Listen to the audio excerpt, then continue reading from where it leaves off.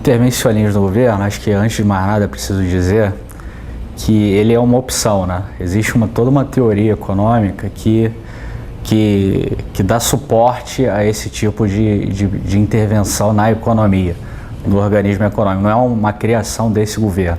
Isso já foi feito em vários momentos da história brasileira, né? E essa intervenção, na minha leitura, ela se dá em duas ordens.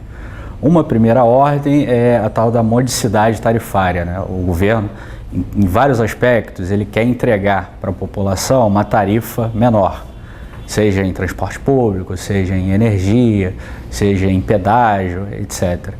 E esse tipo de política de entregar uma tarifa menor é até uma questão boa, né? Se a gente olhar do ponto de vista social para a população, não é nada ruim, é até bom. O problema é a forma como você faz isso, e aí vem a questão do intervencionismo.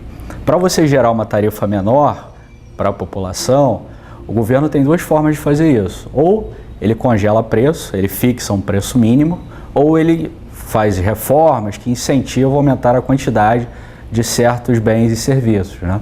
O que esse governo, isso aí não o governo da Dilma e do Lula, é a mesma coisa nesse aspecto. O que eles fizeram foi colocar um preço menor, né? Isso é feito, por exemplo, nos leilões para rodovia. Você estipula um preço máximo que você aceita determinadas concessões. Na questão da energia elétrica também, os leilões de energia elétrica, você também limita um preço máximo, né? Isso aí gera uma tarifa, né, menor para o consumidor no final. O problema é que, limitando o preço, a gente pega um gráfico de oferta e demanda, dado que você setou o preço, você fixou o preço, a quantidade ofertada vai ser menor, né?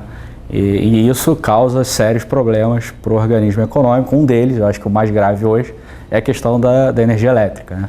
A gente está vivendo, o último dado que eu vi, o risco de racionamento, você deixar de atender 5% da demanda de energia, estava em 24%, 25%, esse risco de racionamento.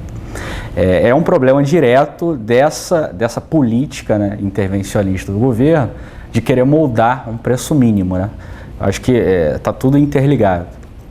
Um segundo aspecto desse tipo de intervencionismo também tem a ver com a teoria econômica que o governo escolheu para moldar o seu governo, é a questão da política econômica, né? Que o governo ele não acredita em políticas econômicas guiadas por regras, né? Ele acha que a política econômica deve reagir ao momento da economia. Se tem uma recessão, se você tem menor crescimento, eu uso a política fiscal, uso a política monetária para gerar alguma amenidade nesse crescimento menor. Então eu uso a política econômica, tanto o orçamento público, o fiscal, né, a parte fiscal expansionista, e a política monetária também expansionista, para tentar amenizar esse crescimento menor. É claro que isso vai gerar maior demanda, vai gerar maior consumo. Como a oferta não consegue crescer, o resultado disso é que você vai ter aumento de preço, que é a inflação que a gente está vendo hoje, e também você vai aumentar déficit em conta corrente, que também está acontecendo. A gente está com uma inflação gerando acima de 6% e um déficit em conta corrente em 3,5%, que está bem acima da média histórica. E, além disso, outras duas políticas econômicas que o governo utiliza é tentar manter o câmbio um pouco mais depreciado do que seria o usual, e usa os bancos públicos, né, principalmente o BNDES, para tentar promover uma política industrial, né? Acho que o intervencionismo do governo se dá nessas duas dimensões. A obsessão por uma tarifa menor, que é a modicidade tarifária, e a política econômica discricionária, reagindo a cada período do tempo. Se a gente olhar para as empresas estatais, para os órgãos estatais, a gente olha para a Eletrobras, olha para a Petrobras, olha para as empresas, o sistema elétrico em si, olha para o próprio IPEA, que teve aquela problemática da pesquisa lá que saiu errado. Tudo isso daí é consequência de intervencionismo, né? É você colocar agregados políticos, né, dentro dessas empresas que eventualmente não tenham a capacidade técnica de guiar essas empresas, né, para um patamar de maximização de lucro, e isso aí gera distorções, né? E o mercado reage a isso. A verdade é essa, porque em algum momento esse tipo de política ele gera sintomas. A empresa perde capacidade de planejamento, ela perde capacidade de realizar investimentos e isso gera uma série de distorções nesses organismos, nessas empresas. É muito ruim esse tipo de política porque gera incerteza, né, para a própria empresa e acaba abalando o balanço dela. Toda essa política de intervenção do governo no organismo econômico, ela gera uma série de esqueletos, né?